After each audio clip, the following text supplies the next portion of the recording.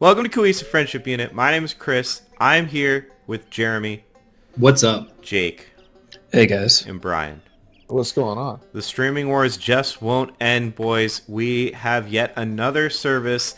This time, Nvidia is throwing themselves into the ring with Nvidia GeForce Now, which might be even worse than Shadowplay for a name. They are taking an interesting approach to cloud streaming.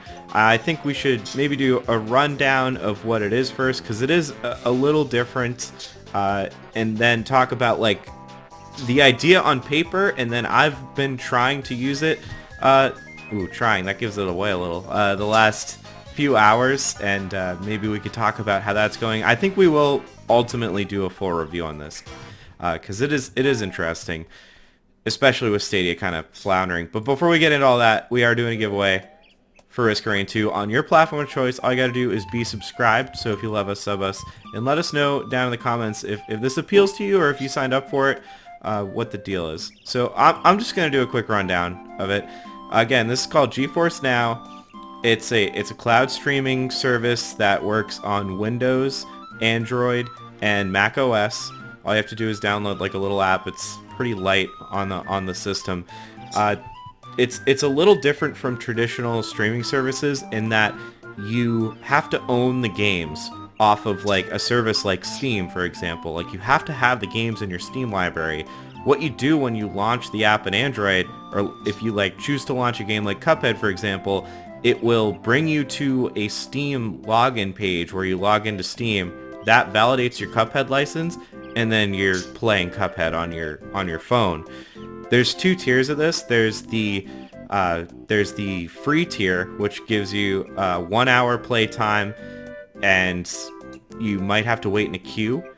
And then there's the paid tier. The paid tier is only $4.99 though, so $5 a month, and that gets you ray tracing for games that support it, which is another thing that we can talk about, as well as no wait time in the queue, or prioritize wait time in the queue. And yeah, that's pretty much what you get. The top resolution is 1080p at 60 frames per second, depending on your connection. So that's like all of it, kind of in a nutshell. But I think there's a lot to talk about, because this one's a little different, right? Yeah, immediately. I think the one thing that we've complained about in the past, and I think Brian has particularly mentioned this, is in GeForce Now, you have to own the games, which is a far cry from all the other subscriptions, which I kind of like that. Even though you still own a digital copy on another platform, it's not really the same as owning a disc. You still you own the game. If you're not playing on GeForce Now, you still have it. You can play it on your PC. You own it as much as any Steam game you already own. It's not like Stadia, where you're entrusting your ownership to Google in a product that we haven't really seen play out in the long run. Yeah, I like that aspect. Well, it's almost like you're renting a graphics card for $5 a month. Yeah. If you want to. Like, it's an interesting slant, I think, on the concept for a couple of reasons. One, because Nvidia is a hardware manufacturer. Like, they're not into like cloud services and stuff like that. So, for Google, it's kind of a logical step that they would go into something like this. But Nvidia is kind of out of left field, and it almost seems like it's more the mobile aspect of it is more like an also ran type situation. Like, this is really great, the $5 a month thing. I think that's a great business model, and like you can also play it on your phone. But it seems like this is more targeted at getting into PCs versus kind of everything else. Or not necessarily so much on the mobile end, in the sense that it's a device that you pick up and carry around. Where that's kind of been highlighted in the others. They've got stakes in that game. They're a hardware manufacturer, so like you can see why they would want to have Stadia on your phone. But like Nvidia doesn't really. They're a component manufacturer for the PC market. Yeah. So Interesting. It seems to me like it's kind of targeted differently than Stadia and the other ones have been. Interesting thing about Nvidia is they have a huge presence in the machine learning space. They do a shit ton of data collection and sell essentially a training platform to machine learning algorithms for autopilot cars. So they have some reach into other things, but Yeah, all the Teslas totally use unrelated. Nvidia cards. Yeah, and they train on I'm going to call it the Nvidia playground, but essentially Nvidia just pays people to drive around and record the road. Yeah. But I did some quick math. I mean, the computer I built is pushing like 7 to 10 years old now. I think it was a little over $1,000 when I built it. If you subscribe to GeForce Now, you're probably going to hit that $1,000 mark in like 20 months. So this isn't really a replacement for buying a PC necessarily. PCs, I would say, last at least 5 years at the low side. So building your own and then just going your own way is not going to be, that's going to be cheaper than paying for this. We talked a little earlier. 200 Yeah, months? it'd be over It's 200 months. That's like a ton of months. My it's- bad, yeah. it's- Uh-oh. Yeah. It's more than Quick more than math. 10 years. Yeah, it's more than 10 years. My bad. I did $50 a month. Yeah. Well, Well, That's all right. but yeah, so like we were saying before this, you can run this theoretically on something as simple as a Raspberry Pi if you can load the correct operating system and have an internet connection to support it. So this is a very cheap option for playing games. I mean, my immediate positives are if you might as well just download the free app, right? Like if you have a Mac, throw it on the Mac. If you have an Android phone, throw it on your phone. Like you can just use the free version, and if you happen to have any of the games that are offered, you can play them. Like yeah, you might have to wait in a queue, and you might only be able to play for an hour. But do you want to sit on your Pixel 3a and play for an hour? No. But if you're if you go on vacation or something and you bring your Mac or your phone and you want to play a game for an hour or something, this is a great way to do that. Like if you play Destiny 2 and you take a week-long vacation, you can play Destiny 2 for an hour per session, no problem on whatever you have. This is really, really nice, even if you don't want to pay the $5. And I think the other positive is we were talking offline, like to me, ray tracing, the visual enhancements you get isn't worth the drop in resolution. But when the max resolution's already 1080p and you can't go above it anyway, then yeah, you might as well have ray tracing. So that's a compelling reason for the price if you do pay for it. The downside is the game selection is right now. I mean, yeah, there's plenty of games, but this looks a lot closer to something like a Google Stadia launch than an Xcloud launch, where I mean, it's Nvidia, right? There's no exclusives. There's no PlayStation, God of War's out here. The Witcher's on here, but there's no killer app. But that's not the point of this, which is why it's weird to think about. Yeah, because they're not relying on you getting the game with the system. It's a new system to play games that you already own. How and why are they running this for free? What data are they collecting, dude? They must be doing some sort of crazy testing in development, and they just need a huge load to test it out with. Need a huge Yeah, load. they're definitely doing something. Because a lot of the games they focused on, I would say over half of the games that they have right now are all free-to-play games. Oh, not So, half, but a lot of them. Yeah. I mean, I'm looking through the list right now, and a lot of these games are And free. well, that's the other thing that you and I were talking about. There's not a lot of ray tracing games on here. Well, but that's kind of, it's interesting because World of Tanks, they survive on microtransactions, and this is, the barrier to entry is really It's free. small. It's $5 a month. Or you free. play it for free, and you deal with the annoyances, which are fairly large compared to the $5 fee to get the full experience. I think they got something with this. How you feeling about this, Jay? You've been quiet. Oh, he's in deep. He's in deep, deep thought. He's in deep. Well, he thought. has an MSI card, doesn't he? Yeah, he has an That's what the problem is. Yeah. He's got the. This he's is got for the Nvidia RTX. boys only. Yep. Sorry, you guys were all lagging out. I couldn't hear what you were saying, but it sounds like you were asking for a comment. Yeah, how do you Yeah. feel about this? I'm sort of agnostic. I mean, the way you described it sounds fairly appealing. I'm like a pretty skeptical guy, so I assume that like this will not work for one reason or another. We'll see. Hasn't really been done successfully yet. So I don't know, but maybe this is the time. So yeah, I don't know. Could be interesting. I'm also skeptical how many people are that interested. Like in terms of the core pitch, which is like, hey, really good graphics for either $5 a month or free, but we're gonna kind of bug you into doing $5 a month. That's the pitch. Small amount of money, really good graphics. I'm not sure how many people that like really appeals to get them to take out their wallet. It's the whole bottom end of the market, dude. What? The market that, like, the people that appeals to is the whole bottom end of the market. Like, you can't afford to buy a graphics card that's gonna play the latest game.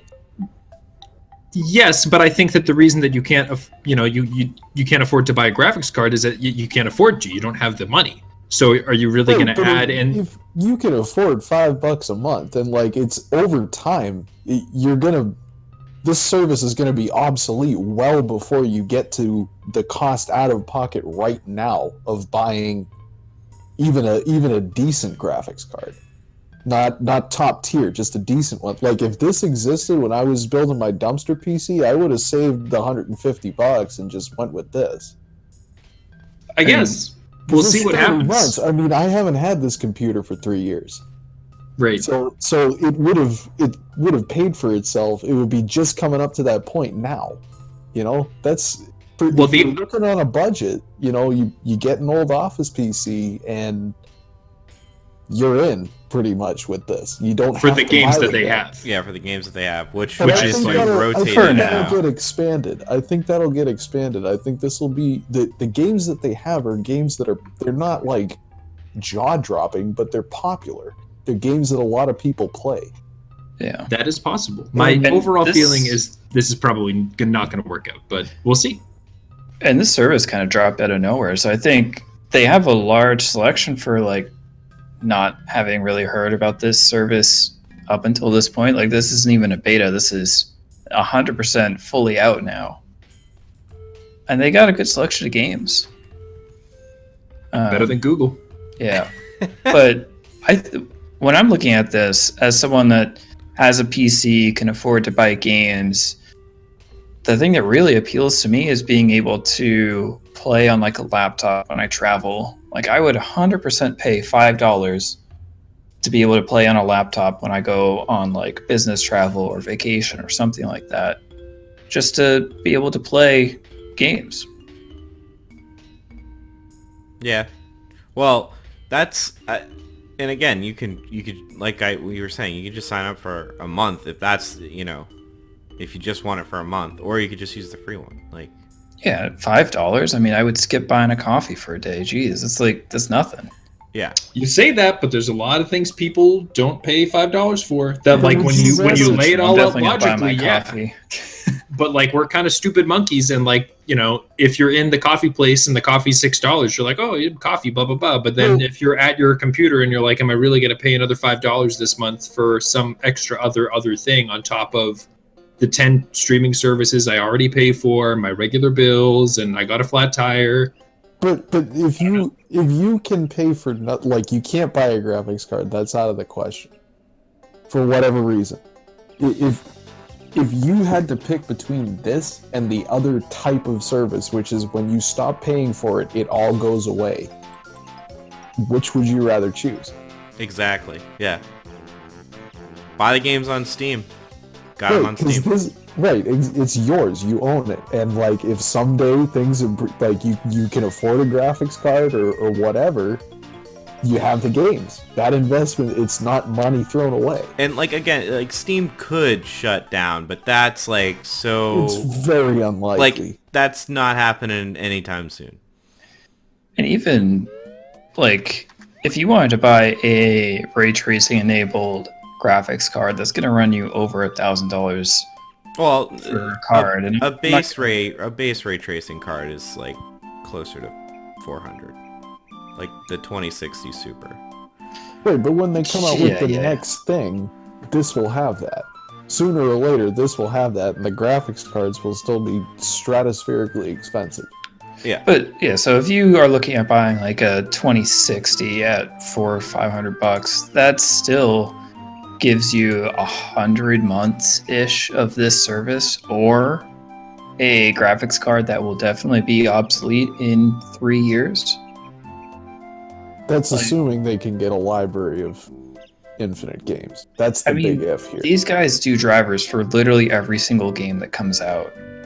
I don't see how they're not going to have an expanded library quickly. This is really a driver support and probably some optimization to run on server-side hardware rather than personal hardware. Yeah, and there are games like that. This I will say, the game selection list is really bad, and that's not even the full. Like, apparently you can sort through and try to activate games on your Steam library. It's kind of janky. I think we should start shifting into that, like how it works, in my experience with it. But there are some games that we like. You can integrate with the Epic Game Store and stuff also. Yeah, So the game selection's already bigger than it appears. So we've tried Xcloud and Stadia, and Game Pass and Xcloud. Game Pass sucked. Chris, I think you said Xcloud was a little bit better, easier to navigate. Stadia was not great. How does this stack up to the other services?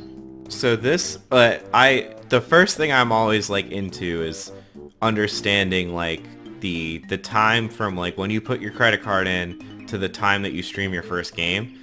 And this was pretty quick. It was like less than 10 minutes for sure. And that was on my phone and my PC. And I checked the server status because there's a server status page, which, you know, that alone lets you know that you're in for some fun. The server said that every server was operational. I had a lot of problems playing it on my desktop. I didn't have any issues loading into my phone. That being said, I'm going to spend more time with it. I'm going to try it on my Mac. I'm going to try it on another Windows PC. Because this came out today, so I assume everything's like a little stressed because it was telling me I was getting spotty connections, even though I have like 100 megabytes or 100 megabits down. And that didn't make a lot of sense. And it was pretty laggy on my phone. So like it wasn't feeling very good at all. And it was really janky. Like I said, you launch this, the first thing you see is like a Steam login page, and then it like shows Steam big picture and you have like thumbstick control. It's really weird.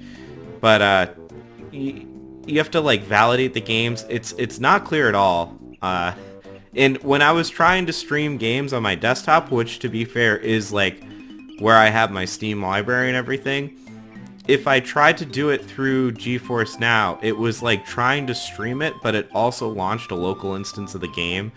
Like everything was going like absolutely nuts. And it was like kind of a mess. And it was definitely the laggiest of all of them. But again, it came out today, so I'm going to give it a little bit of slack, and I'm going to try it over the next few days and hope to get better results. I know that was like all over the place. Well, that's the thing. Like, you should have plugged your phone into Ethernet. You know? Yeah. But Well, the like, phone- seriously though, if you don't have a good internet connection, this is going to be useless. Well, no, That's the downside. the Ethernet on my desktop I did a speed test right before I did it, and I was pulling 80, and it was telling me I was getting a spotty connection, and the resolution was dropping considerably like after it started doing that. And the phone looked fine. It was mostly lag that I was noticing. Well, it's day one. Yeah, so there's issues to be worked out. Yeah, honestly, I'm less worried about how it's going to perform because, like you said, it's day one, and I'm more worried about how it acts, because it's like weird. It's not seamless at all. Like PlayStation Now, you click play game, and you start playing a game, like in like seconds. This is like link your Steam account, scroll through your Steam. So if you say you want to play Cuphead, right, on GeForce Now, it brings you to your Steam library and it says, okay, go find Cuphead and hit stream. If you click on a different game like Destiny 2 and hit stream, it'll say, no, you have to go find Cuphead and click stream. Like, it's that kind of thing. It's like really weird. Well, it's kind of the different way of looking at it, right? Like Sony's coming at it from a console angle. Exactly. Yeah, and this is very like, PC and very day one. Yeah, you have to clicky and like go through all this shit. Like but if you're on a PC, you just expect that. Yeah. So, you know, I think that's interesting. Look at like how the different design philosophy, yeah, like how you come at the same problem. But the design philosophy of PC software is you're a little piggy, and we're gonna make you click all over the place. You love to click, you fucking worm. No, man. Like, Not you. PCs are like they're the last frontier. You get a console, it's all sterilized, it's all like in a little box, you just put the disc in and turn the thing on, right? Like PCs, you can fuck that thing up so fast. And it's part of the adventure, right? Thing you know, you're streaming Windows 10 Update Assistant with fucking ray tracing. You're like, oh no, what did I do? That's an advanced technique. You have to be an admin, dude. You gotta give yourself admin rights to do that. But yeah, that's been my experience. So I really hope that it performs better. Like we can work around the jank, but I do hope that it is a little less laggy. But again, it's day one. I'm sure this is like one of the busiest days it'll ever be in the near future. Yeah, it's surprising that none of these streaming services can figure out how to make a user interface. Yeah, so far I'd say Xcloud is the best user interface. Because you literally tap it, like you go in the phone app, you hit like, I want to play Halo 5, and then Halo 5 like shows up on your phone, and you're done. Just wait till Apple has one. It'll run so smoothly. Well, it'll be Flappy Bird. Yeah, exactly.